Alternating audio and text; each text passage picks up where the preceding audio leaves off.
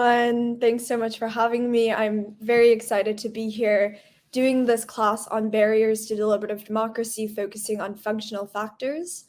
My name is Susan Lee, and I am joining you as a member of Deliberativa, a deliberative democracy organization based in Spain, as well as in 2021, part of the core team of the Global Assembly, which was the world's first global citizens' assembly on climate change. Over the next hour or so, I'm going to be drawing upon some of my practical experience, particularly in delivering the Global Assembly, to discuss how and what functional barriers manifest within deliberative mini-publics as inhibitors to engagement. We're going to be talking about how they can be addressed intentionally in the design and implementation of deliberative mini-publics. Before we get started, I'm going to be providing a little bit of context. And so first, what we mean by functional factors. So here we're talking about practical barriers that can block individuals' engagement in processes and more broadly can potentially lower the quality of deliberations.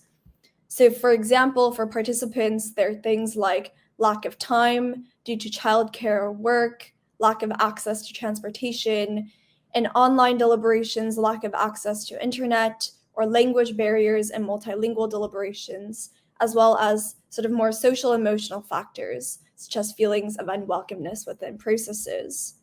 But we'll also be discussing, sort of in complement to the practical barriers, some of the practical design choices that you as process designers and practitioners can work with to remedy some of these barriers.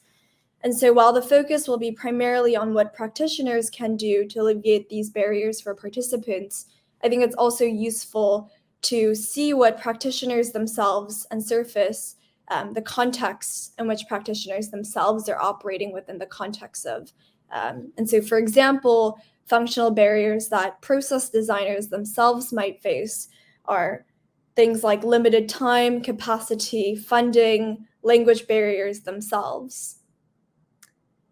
I'm aware that there is also another masterclass on structural factors within the same series of barriers to deliberative democracy. And I think it's useful to note before we get started that structural and functional factors are obviously interlinked and very much in conversation with one another.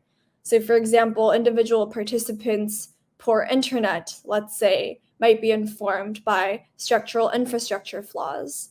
Practitioners, our limited resources in terms of time or funding might be linked to broader structural barriers in, for example, building relationships with institutions, funders, or civil servants. And so it's important in this sort of introduction to the session to note really clearly that despite this robust relationship between some of my content and the content in the structural factors course, this masterclass specifically will try to delimit its scope to teasing out how barriers, be it logistical or structural, are manifesting sort of concretely and practically within deliberative processes. And as such, it's going to consider how they might be addressed through functional design choices in the design and implementation of deliberative mini-publics. Finally, while we obviously won't be able to cover everything, hopefully this conversation will allow us to at least cover a point on functional barriers and design in each stage of the following stages of the process, including sortition or participant selection, the learning journey, and deliberation of deliberative mini-publics. And as such, I'll be focusing primarily on input and throughput, or the recruitment stage, and the event itself.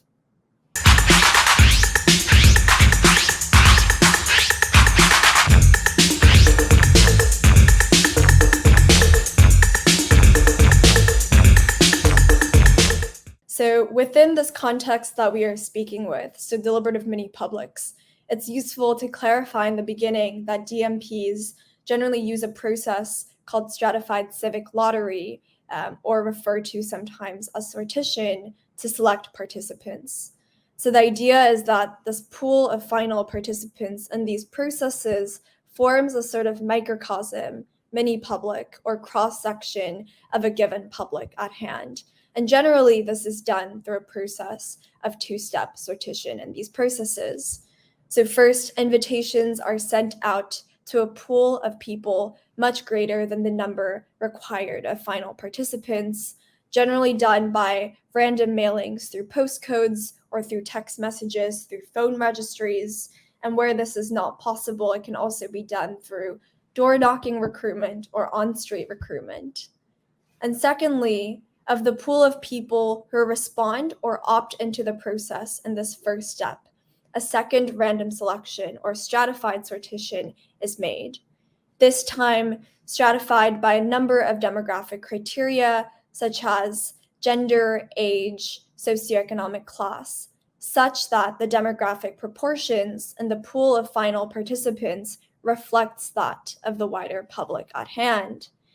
And so inherently, in terms of the normative people who are present in, deliberative mini-publics, it's obviously very, very different from, for example, the descriptive diversity that some of our normative political bodies have when they are populated by elections. Elections, for example, are generally only available to those predisposed with resources like money, political connections, higher educations, or political capital. Obviously, the process of civic lottery is very different from that, gathering people from all different walks of life. I think it's also interesting to note how the participants within the deliberative processes we're speaking to now are also different from traditional civic forums that generally rely on self-selection to draw in highly motivated people, but generally only the usual suspects like activists. And so self-selection, for example, can reproduce inequalities by bringing in privileged profiles who are adept at civic participation or perhaps the topic at hand. And so in contrast, mini-publics, at least normatively, can challenge, I think, firstly, epistemic deficits in some of the decision-making bodies, deliberative spaces that we have through election or self-selection. So by drawing and reaping citizens from all different walks of life, this can lead to a greater epistemic diversity within the deliberative space, or what now Helen Landemore calls cognitive diversities in one room. This can lead to sort of increased learning between participants, peer-to-peer learning that is, and induce opinion changes as well.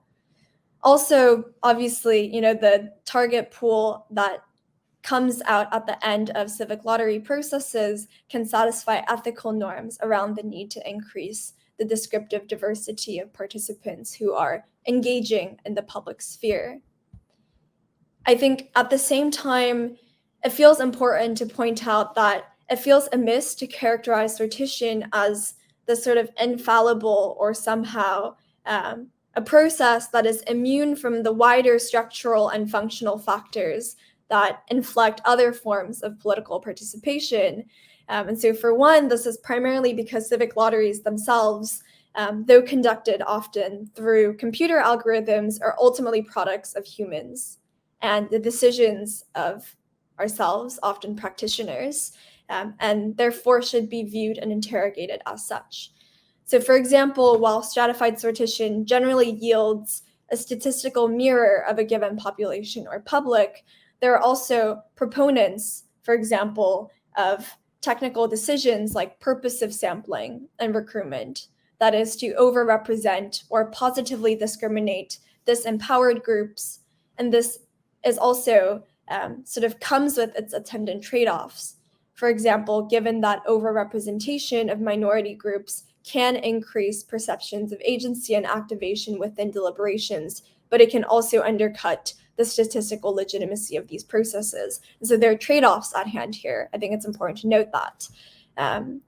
There's also, of course, the selection of which demographic criteria you're going to be using to stratify against.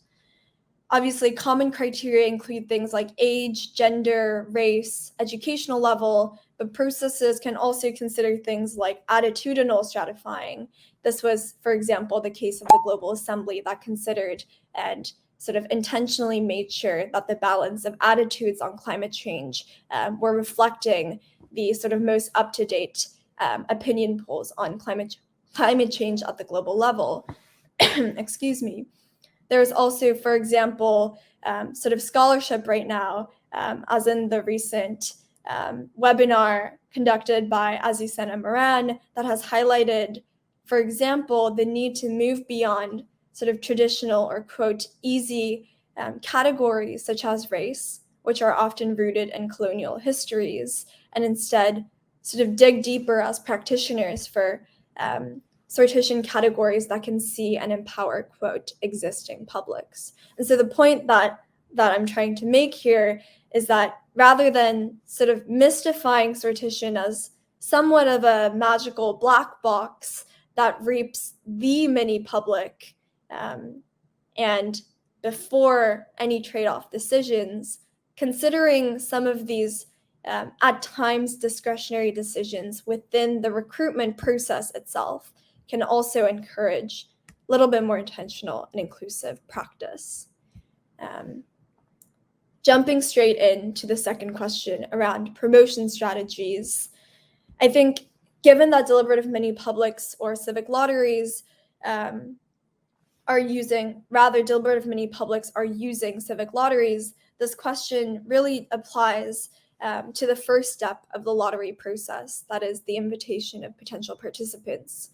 So generally speaking, the response rate of participants who receive this first step invitation and say, yes, I want to be considered as a potential participant and be entered into the second stratified lottery is around 2 to 5% and generally in single digits. And here in the framing of this invitation itself, there are some things to consider. So for example, for mail-in or text invitations, this generally has to include a simple description of the event and dates of participation. So we're talking about plainly understandable language, no jargon, and I think most importantly, not presupposing or biasing potential participants towards a particular outcome on the topic of the citizens' assembly at hand. Also includes a clear characterization of what the event is for to set clear expectations for participants. So for example, if there is a mandate coming to the citizens' assembly or deliberative poll from a given political body, it should be stated in this invitation letter. If there is no mandate, as in the case of the Global Assembly, there should be a clear description of where the outcomes will be presented. So what are you going to be working towards if you participate in this process? Importantly, there should also be a clarification in this initial invitation that there is no prior knowledge required. This is particularly important to fight against the disincentivization that, for example, less privileged profiles might have in opting in to be considered for the second lottery process. And finally, I think the last component that I'll mention is that it's very important to state that financial compensation will be given for participation in the process if they are selected. And so this can include a stipend for engagement, accommodations and transportation for in-person gathering, necessary tech support, for example, for online deliberations.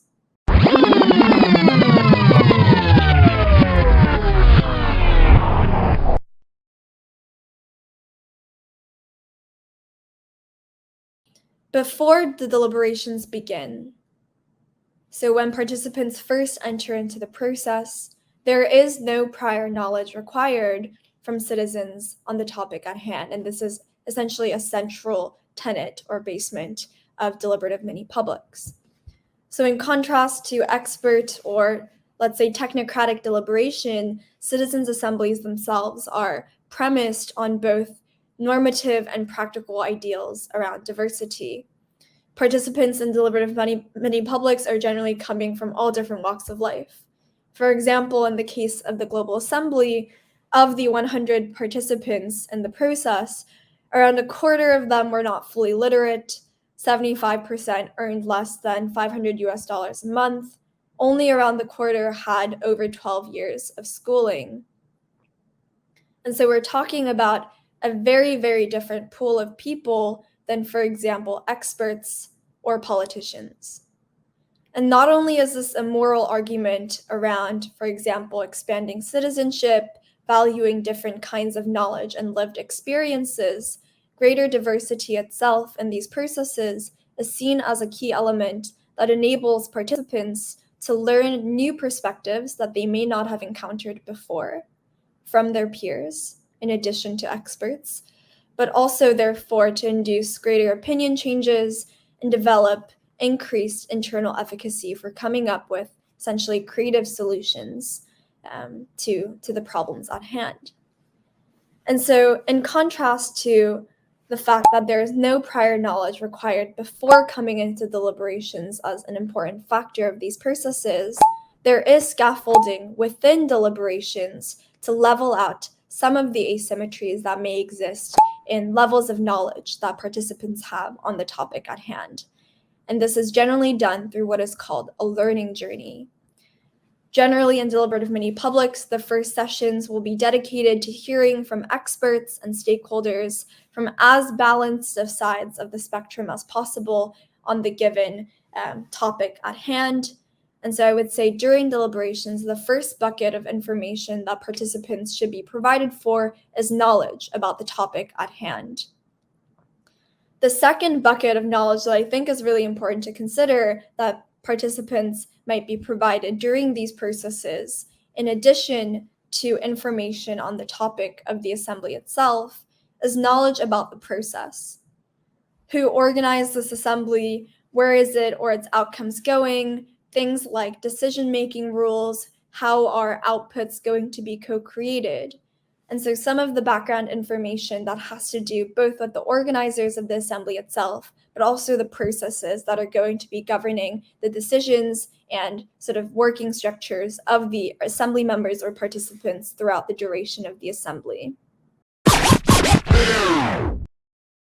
I think it's useful to lay out at least, or begin to lay out some of the reasons first why these knowledge leveling processes are important that can then serve as parameters for how they can be practically designed, right?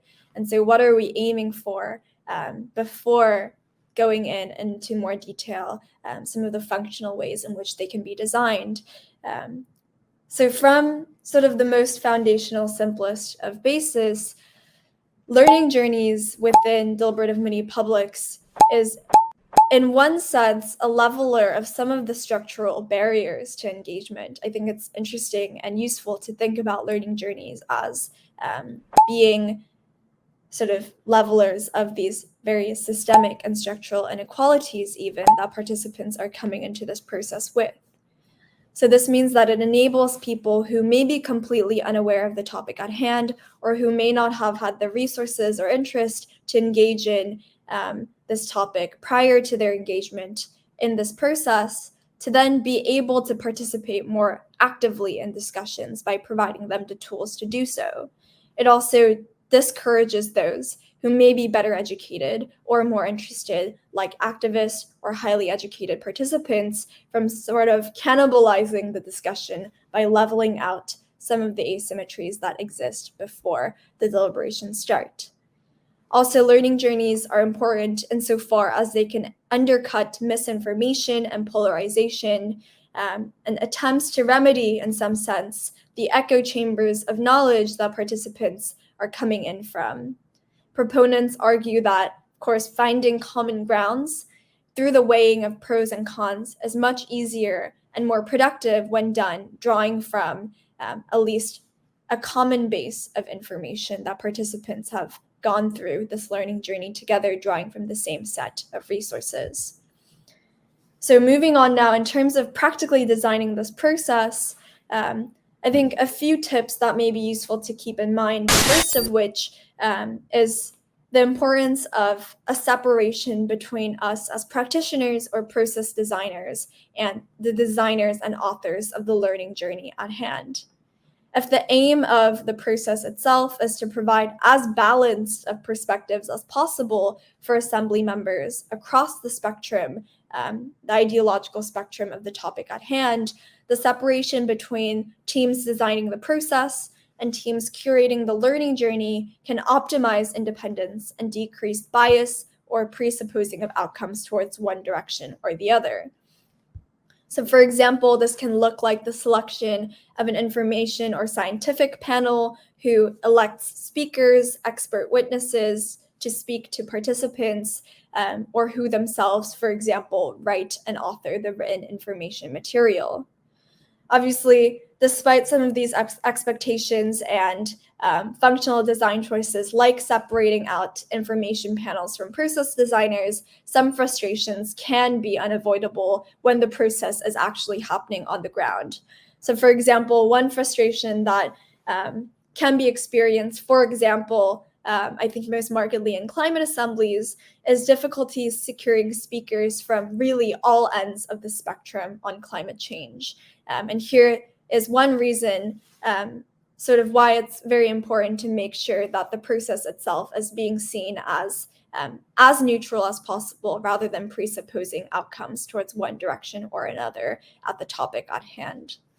I think there is also another point to consider in designing the learning journey around information really needing to serve the needs of the participants. And so here we're talking about making sure that process designers, as well as the panel that is chosen to curate and design the learning journey for participants, really understand who their audience is and how the participants in deliberative mini publics can be radically different than some of the audiences that, for example, scientists and expert panelists are accustomed to speaking for or writing for. And here is one space within the process where it's really important that there is communication between process designers and the scientists or experts who are present to be conducting this learning journey for participants.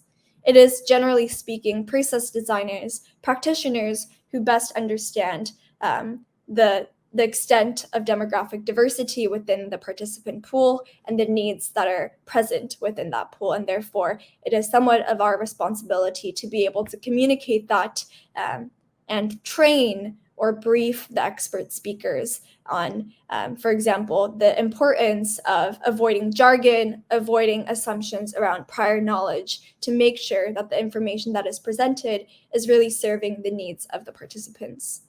I think here also it's interesting to note that increasingly citizens' assemblies are looking into different sort of works on pedagogy, expanding ways and formats of delivering information with a view to increase accessibility. And sort of one piece of anecdotal information that may be useful to you to hear from the Global Assembly is really that tools are good as long as they serve the needs of the participants and as long as they are easy to use and understand by the participants themselves and do not confound the learning journey itself even further. So for example, this was one learning that we had with the use of Miro to visualize some of the learnings that participants were absorbing through written information materials. And throughout the process, we quickly found out that some of the participants with less stable internet connection were having trouble viewing images or moving sticky notes and components on the Miro board. Some of the participants who had less tech support or were less tech savvy had difficulty keeping up with the process. And therefore, the tool that we had designed to sort of aid and enhance understanding of the learning journey was in fact confounding and obscuring some of the learning journey even more. And in this stage and upon sort of these learnings, it's important for processes to practice a form of agility and make sure that the tools that we are providing are really serving the needs of the participants. This, for example, meant that we dramatically scaled down and rethought the way that the Miro tool might be used in deliberations. This experience, I think, is best captured by a comment that I heard from a civil servant that I was talking to around tools and learning journeys and these processes. And it was, he made a comment around not designing a Lamborghini when really what is needed is a dirt truck. And I think that learning is applicable, can be appropriated at many different stages of designing the learning journey and also the process in terms of really serving the participants themselves. I think the last thing that I'll say on this is around the learning journey on process. So making sure that participants themselves are informed about decisions made or how decisions are going to be made within the process. Things like who is making the decisions on the amount of time, for example, they're spending on a particular topic over another. And here it's really about maintaining transparency and goodwill, right? So not only do participants sort of more ethically deserve to understand the decision-making rules that they will be guided by, and for example, who is curating their learning journey, goodwill between participants and organizers established through clear and transparent communication can also encourage a better and more sort of effective atmosphere for participation by avoiding situations early on where participants feel like they're being herded through particular outcomes, through sort of discretionary choices in terms of process or learning journey that they know nothing about. And so it's important to work through that barrier or frustration, let's say, in advance by establishing clear communication between participants and process designers, not only on the topical learning journey, but also more broadly around the process itself.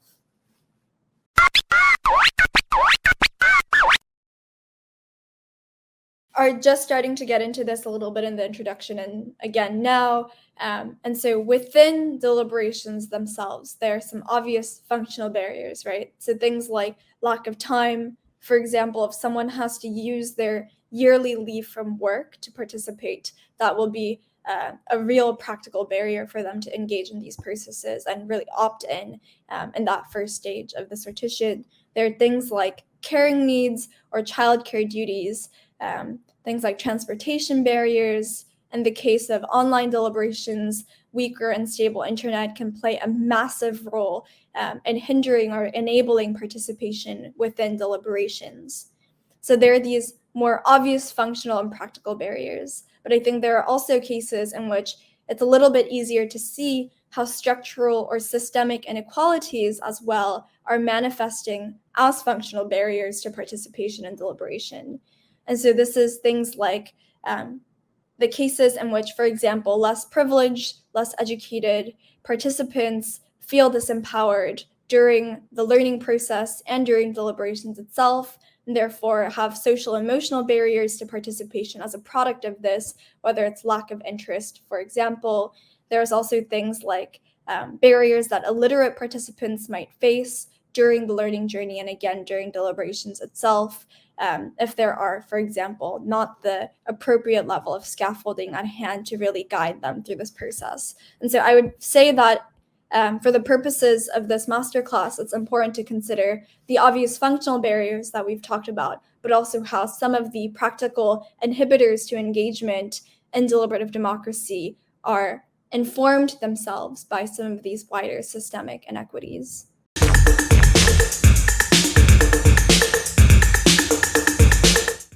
All right. So before before going into the conclusions of the session, I would like to ask you some like 2 or 3 more questions about what you have said, Susan. The first one is, we know that there's a key role in these deliberations, and it's the facilitators, right? And you mentioned some things in the learning process, in the learning journey, like tips to make the people really learn about the topic and really deliberate in these spaces. But if we think about the knowledge and abilities that facilitators should have, what would it be? What will they be? These knowledges or probably abilities to facilitate and to make the people discuss about one topic. It's absolutely right that facilitators play a key part in the processes as much as process designers or practitioners. And so while this is not necessarily my area of expertise, I think some of the sort of practical elements that I've seen in successful facilitators is, I think, first and foremost within these processes, a really clear understanding of deliberative norms. For example, being attuned to encouraging all participants to speak, right? These are not this is not rocket science. It's quite practical, basic things. Maintaining mutual understanding and respect between participants, being able to stymie harsh confrontation, and I think most importantly, facilitators themselves within deliberations not presupposing or biasing outcomes of the participants by engaging themselves substantively or maximally in the deliberations at hand. In addition to some of these deliberative norms that they may themselves model and maintain within the deliberative space, I think it's also important to have an understanding of different deliberation styles, or facilitation rather styles, and an understanding of how they can impact deliberations. So obviously, not all facilitation is created equally, and there are studies that show that styles of facilitation inevitably impact the deliberations that are happening between participants, whether intentionally or unintentionally. So for example, scholars have noted that more hands-on facilitation, wherein facilitators encourage participants to give critical reasons or argumentation for their provocations, can be conducive to more sort of, let's say, contestatory or dialectical debates that can boost the qualities of arguments that are being made. But at the same time, this can also be exclusionary to participants who may not be as experienced in deliberative contexts, who prefer more sort of conciliatory forms of conversation or story sharing. And obviously, there is a whole body of literature and practice on facilitation, some of which I'll try to link in the reading list, but perhaps the more central aim of this presentation is looking at flipping this question around facilitators and considering from the perspective of practitioners acting as process designers, hiring in facilitators to this process, what we can consider in how can we train and support facilitators to best support the participants in our processes. And here, speaking a little bit anecdotally, in the case of the Global Assembly, I think there are maybe two learnings that may be useful to share, in that first, both our process plans and facilitation styles within our deliberations began as a little bit more prescriptive in the beginning, providing facilitators more scripted questions and activities, more parameters around how they should be facilitating the sessions themselves.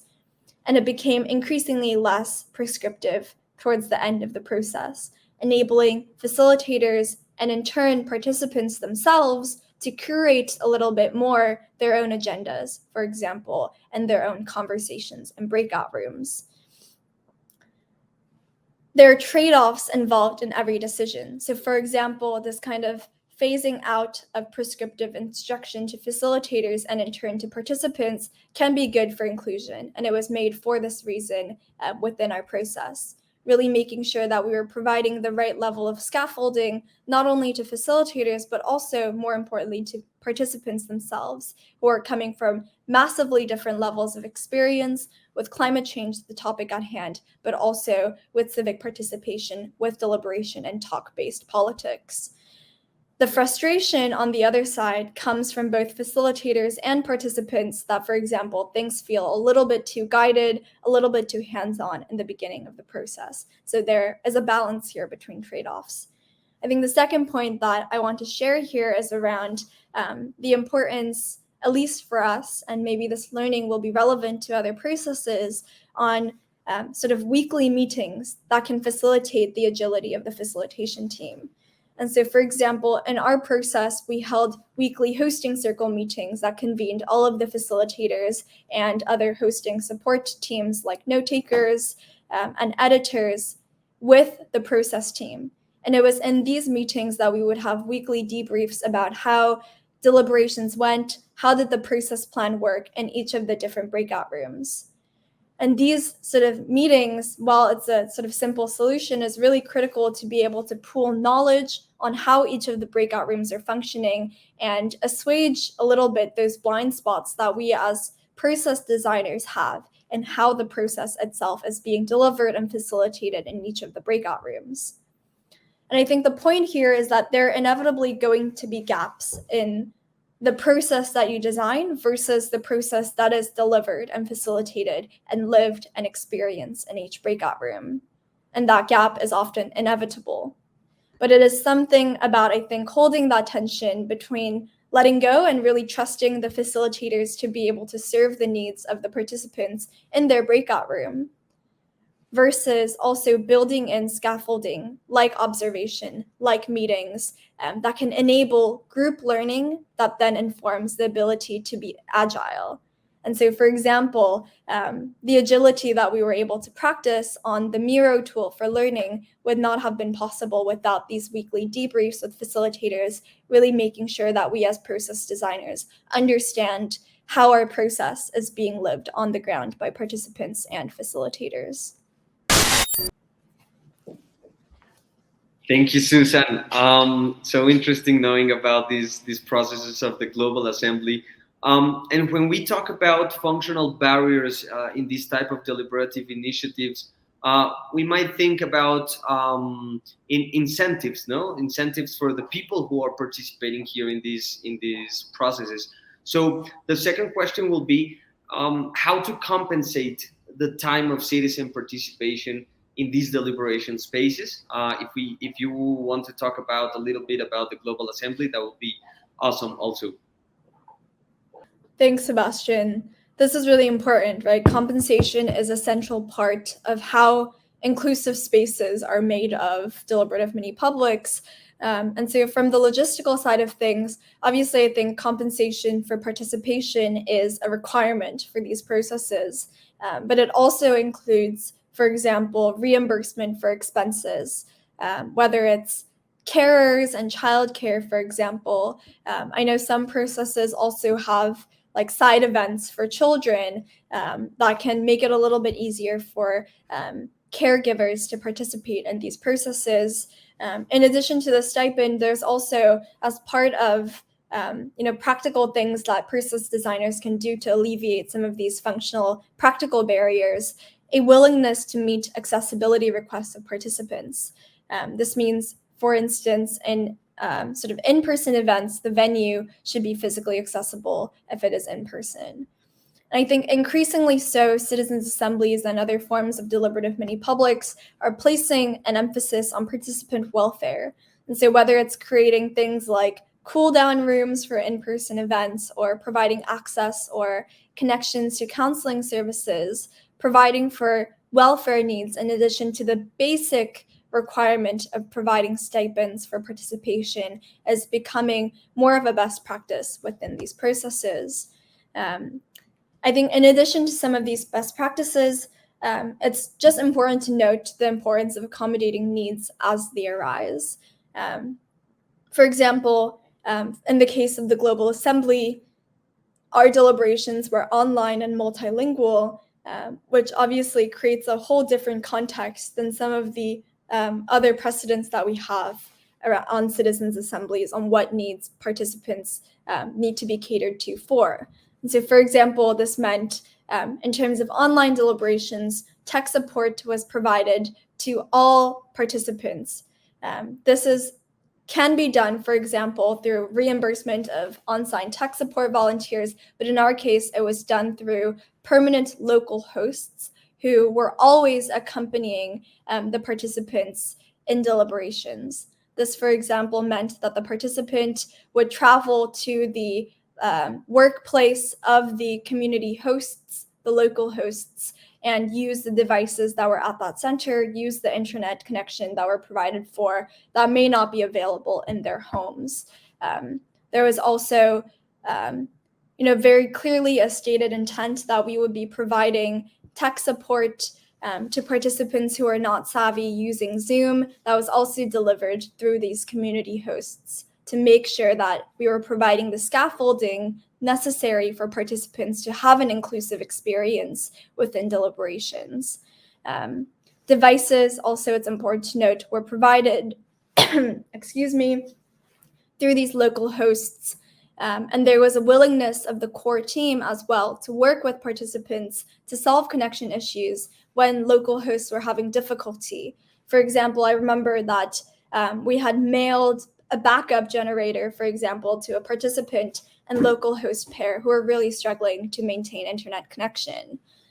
In the multilingual context, obviously it's very important that translators are provided for and that materials too are translated. And so for us, this meant that before the process began, the information panel, the independent information panel who had curated this learning booklet or information booklet on climate change was distributed to all of the local hosts of each of the participants, who then spent time translating it into the language of the participant.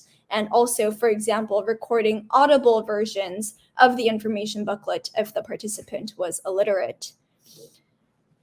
I think another key point to consider in multilingual processes around functional design choices that can enhance inclusion is considering, for example, participants who speak the exchange language of the deliberations, as well as participants who speak the same language as facilitators can sometimes feel more comfortable both in formal deliberations and in informal kind of break conversations, let's say, feel more comfortable than others in the call or in the space.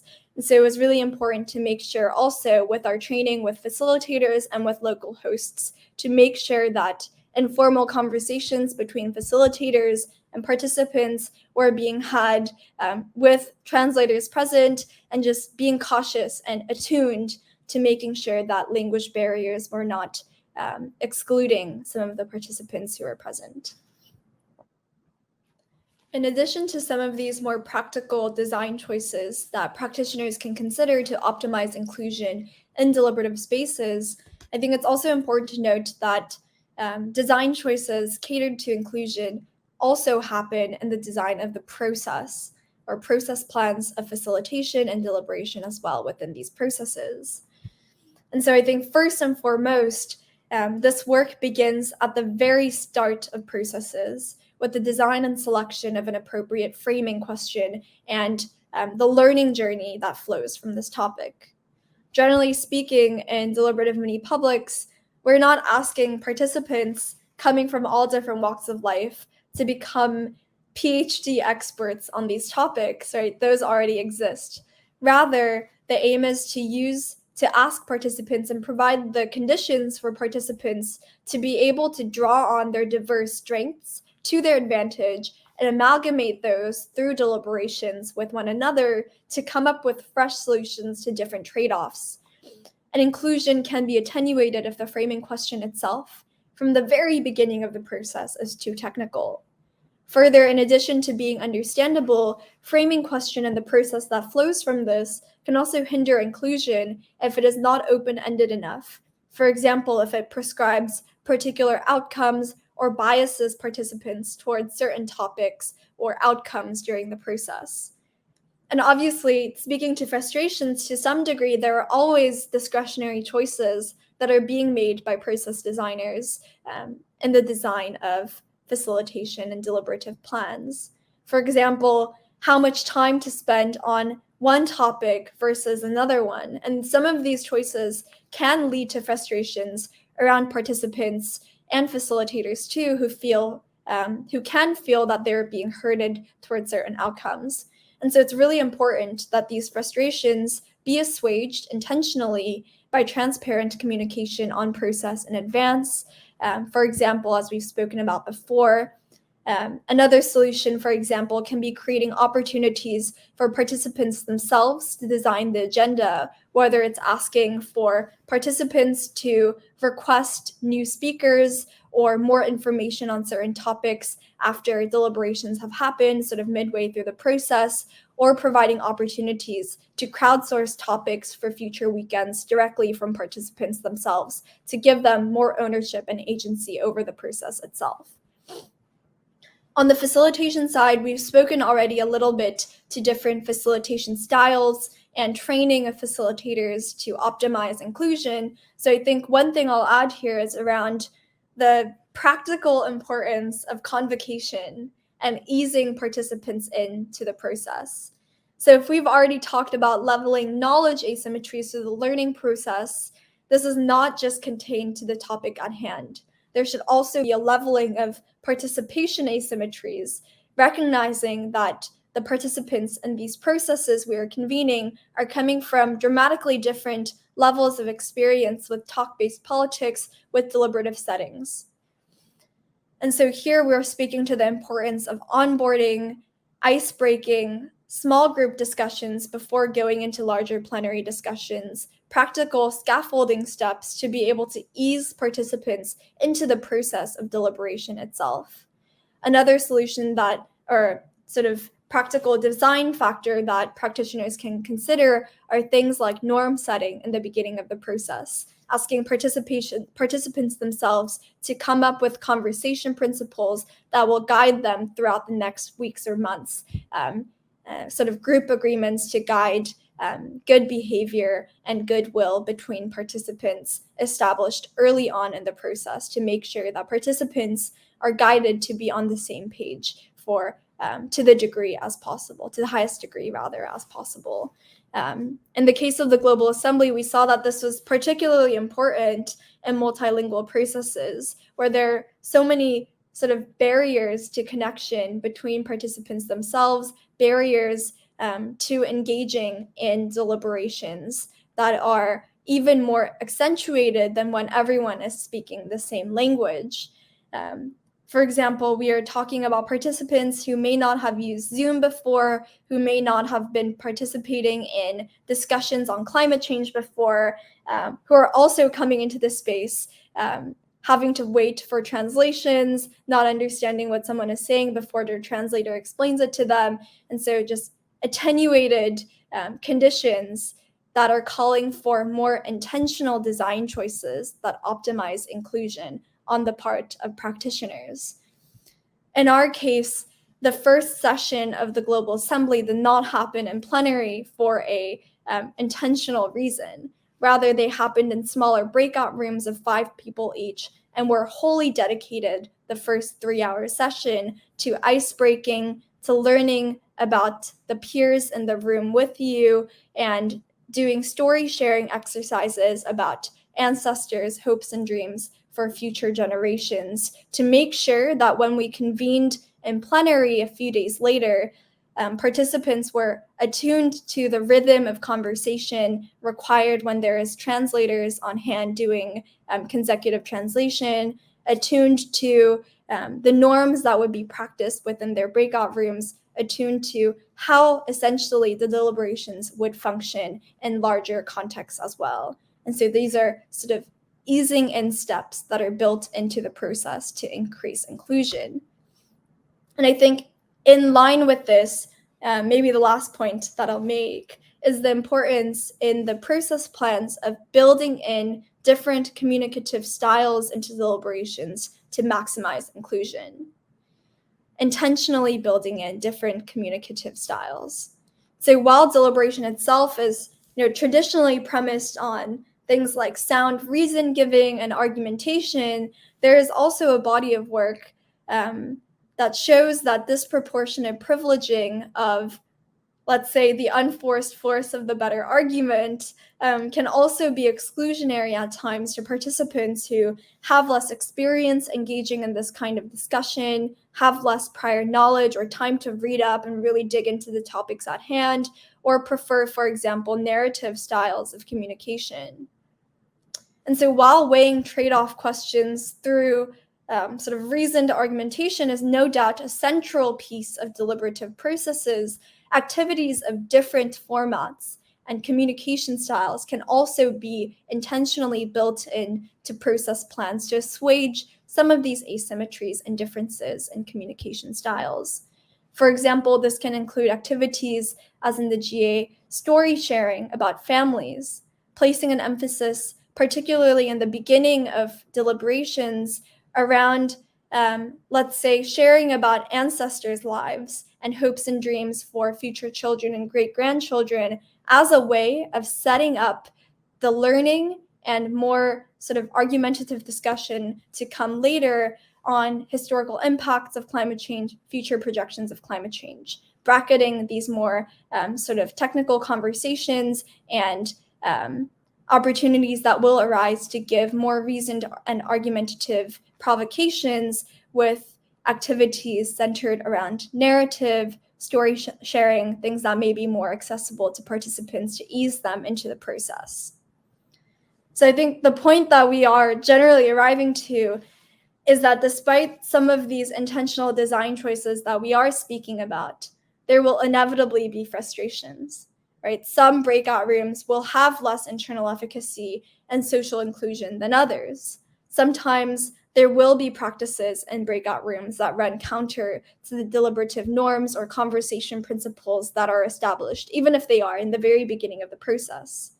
And obviously, some barriers, particularly in our experience in online assemblies related to constant internet failure, will attenuate some individuals' experiences within deliberations, despite everything you do as practitioners, as process designers, to provide scaffolding around that. And ultimately, of course, we all know there will also be dropouts in these processes. And I think it's because and not in spite of some of these frustrations that it is all the more important to think intentionally as practitioners about functional barriers and how they may be assuaged early on in deliberations, rather than, for example, seeing some of these systemic inequalities, functional barriers, as being completely leveled off in the process of sortition. So thank you, Susan. Our last question, sorry, that we might, like we would like you to discuss about is about the organizing, the benefits of organizing the information after the deliberation space. We know that there's a lot of trouble and there's a lot of barriers also in the systematizing and organizing the information collected. So maybe, do you think that there's benefits definitely in this, in organizing this information? And if they are, what would it be? What would they be? Thanks, Sebastian. I think, right, what we're speaking to now is the co-creation process that participants will go through in the process of deliberations. So this can, for example, manifest in drafting policy proposals that are handed over to initiating government bodies. It can be things like a declaration, for example, a sort of shared output that participants are co-creating through deliberations. I think before we can understand why they're useful, it's really important as an asterisk to note how difficult the co-creation process and designing that can be within deliberations themselves, and maybe share some of the practical tips that I've observed through our experience in the Global Assembly on how this can be done.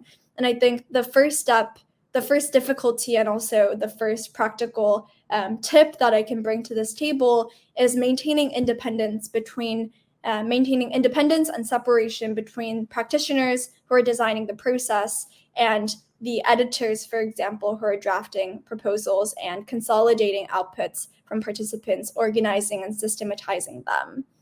And so here, this points back to, I think, a key theme that has been threading throughout this entire conversation around the need to not presuppose outcomes and separation between the team designing the process. Of course, as practitioners, we have our own implicit biases, expectations, investments in the process, despite our constant effort to sort of rid ourselves of these implicit biases as practitioners. Maintaining separation between the team who are designing processes and the team who are systematizing, collecting, and consolidating the outputs can be, again, another helpful organizational sort of practical decision to ensure that there is as much done within these processes to make sure that organizers themselves are not sort of cherry picking outcomes that we want to see, and in turn imposing the outcomes that we want to see on these processes. So, for example, speaking really concretely in the Global Assembly, this meant that we had a team of, I believe, 5 editors who were in charge of collecting the outputs from participants, consolidating similar ideas together, and presenting participants again with a consolidated draft. And so what this looks like is that in our process, for example, there are 20 breakout rooms. They're deliberating all throughout the day, depending on what time zone participants are in. And while deliberations are happening, there is a note taker present in each of the breakout rooms who are recording the interventions that participants are making on a shared spreadsheet. The editors have access to the spreadsheet, and they're the only ones working on when the outputs come in on the spreadsheet, consolidating similar ideas together and creating the first consolidated draft of proposals and statements from assembly members. What happens next is that this first draft, consolidated draft, goes for a second round of iterative review. Participants in each of the breakout rooms again are reviewing each of the comments that have been consolidated by the editors and adding comments into them. Next, there is another round of review where the editors themselves then review these edits and integrate them into the draft that they have consolidated. And this iteration goes on, in our process at least, at the very least 2 times before any voting occurs. And importantly, here, no outcome is presupposed. So if participants cannot come to a majority vote after 2 to 3 rounds of iteration, then this process repeats until the amount of time allotted for the assembly sort of runs out. I think one of the sort of reasons why this work of co-creating a shared output is important, at least in our case, was, for one, I think speaking to the internal efficacy of assembly members themselves within deliberations. Co-creating a shared output adds structure to the process, to the discussions at hand, but it also creates somewhat of a goal for participants to work towards. And so it can focus discussions, create structure that can serve as sort of a more inclusive scaffolding for participants to engage in discussions, and also gives some sort of, expectation and reason for why participants are motivated to keep coming back to these long discussions. And I think that can serve as an important segue to perhaps the second element to consider, and why it's important for these citizens' assemblies to have co-created outputs, or at least a process for participants to co-create outputs, which is, of course, the handover process. So in many cases, citizens' assemblies are initiated by mandate from a political body. We see this, for example, in the French Climate Assembly, which received a direct mandate from the French president to produce policy proposals that can then be passed on to the political decision-making bodies within the government. And so having that process, therefore, for participants themselves to be able to co-create outputs, importantly, is sort of a requirement, and obviously incredibly helpful for these processes to then be able to dock on to existing decision-making bodies, whereas they might not be able to do so if there is no output at the end of these processes. Obviously, there is a lot of scholarship out there speaking to what does success look like at the end of a deliberative process. And sometimes it's not just bracketed to handing over a set of proposals to existing decision-making bodies. There is scholarship speaking to the importance of citizens' assemblies imagining alternative routes to decision-making and not immediately presupposing itself as a body that is providing consultation or providing feedback or ideas to existing decision-making organs. There is also arguments to be made about the importance of measuring opinion changes, for example, particularly in things like deliberative polls that are a little bit separate from the absolute need to hand over proposals to decision-making bodies. And so again, I think coming back to the theme that has been threading through this conversation, there are decisions to be made at every turn of the deliberative process and trade-offs that I think can also be applied, this concept, to the importance and sometimes the lack of importance in certain contexts of having a co-creation process and having outputs at the end of the process created by assembly members. So thank you very much, Susan, for your learnings, your concepts, for your experience, sharing these experiences from the Global Assembly, from Deliberativa, and other deliberation spaces that you have, that you have performed in and you have worked in. Thank you very much, because this really qualifies and really strengthens our abilities as practitioners to make stronger and better processes of deliberation throughout and across the global south in what we call this network as Demo Reset. So thank you very much. See you in the next masterclass, and thank you for everything.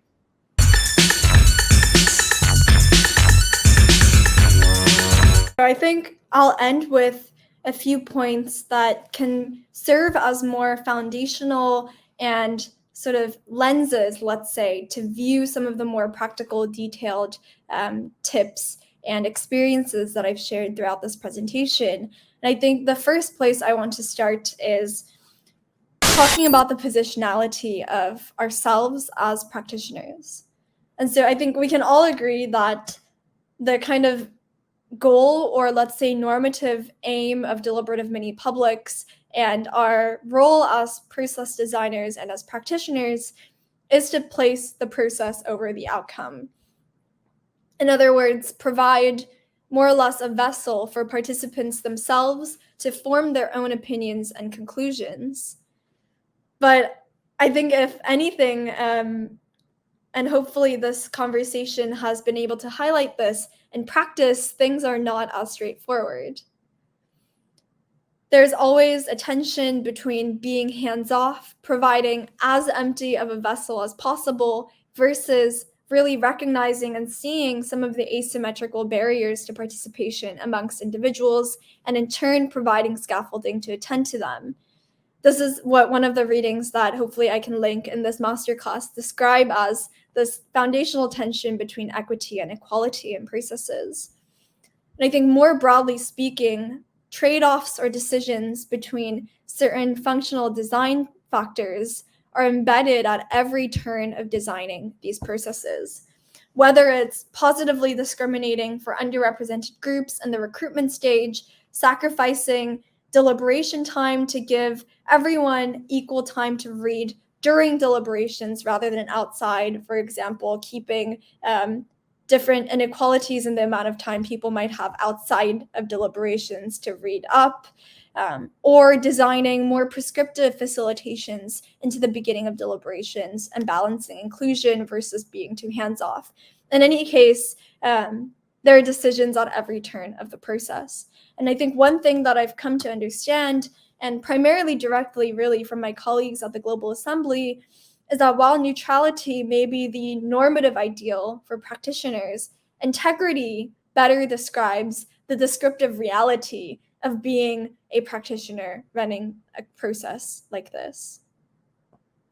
And so at this point, I think the sort of key distinction to realize is that what we may be striving for is trying to do our best using the best practices, some of which I've hopefully described in this masterclass, to strive for a practice of integrity, a practice of real responsibility and duty of care for participants, and a practice of striving to the best of our ability to not presuppose outcomes. And for me, that kind of striving for, and we'll come back to this, that kind of present progressiveness describes best for me the practice of integrity that practitioners are constantly doing as we plan, design, and implement these processes.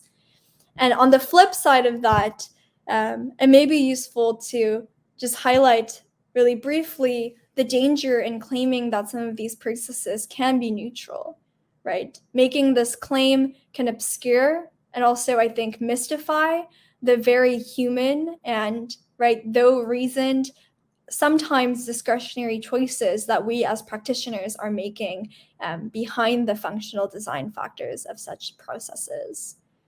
And the second point that I want to make in this conclusion, I think, underlines this importance of recognizing the normative appeal and descriptive impossibility of neutrality, and that is the relationship between the functional and the social systemic, or let's say structural. Right, there is a general consensus that spaces for deliberation, even when they are sortition-selected mini-publics, are not purely immune from larger systemic inequalities.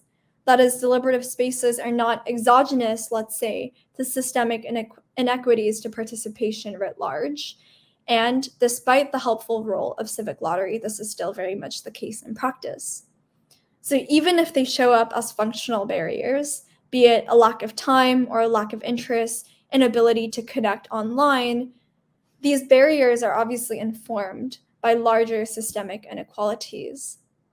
At the same time, a key point throughout this presentation has been that while systemic barriers can show up in deliberative spaces as functional barriers, these systemic inequalities can also be stymied and addressed by intentional design choices in the design of deliberative mini-publics. And in fact, there's encouraging empirical studies that show that well-designed deliberations under conditions that can be replicated in other processes can stymie the effect of expected forms of privileges in spaces of deliberation and participation of different assembly members. And I think here the emphasis is on conditions, right? Providing the scaffolding and conditions that are sort of geared towards inclusion of participants in really intentional ways. Therefore, while sortition might bypass many of the systemic barriers to participation and enable us to convene deliberating bodies that are radically different from the normative political decision-making bodies or even self-selected activist civic forums, functional inclusion is still a present progressive practice for us to constantly and vigilantly be sort of thinking about and implementing with integrity as practitioners. Last but not least, I think it's really useful at the end of all of this to note the importance that processes don't need to be perfect, right? And recenter our focus on practice-based learning. There will always, I think, be a gap between expectation and frustration. But importantly, I think it's important to remind ourselves that one process does not need to satisfy all the requirements and ideals of deliberation or participation. And this is easier to see, I think, when we consider each of our deliberative processes as component parts of larger deliberative systems, or the wave, let's say, that are all contributing different strengths and weaknesses to this collective endeavor. And finally, when shared transparently, that gap between expectation and frustration is also the space to pool learnings and practitioners' collective intelligence through frameworks like the OECD framework for evaluation, through encouraging open sharing and open evaluation of processes that we have run, through which we can iterate together through better practices, or rather to better practices and processes in the future. Well, in any case, all of the information that I have shared throughout the past hour have been drawn from my experiences delivering the Global Assembly, but more importantly, through informal and formal conversations with colleagues, other practitioners in the deliberative space, as well as from the robust practical and academic work that exists today within the deliberative wave, many of which I have tried to include in the reading list you can browse. And so I hope that you are able to find at least one concept compelling or useful throughout the session. And I am mostly looking forward to learning with you and from you throughout the course of this Demo Reset program. So thank you very much.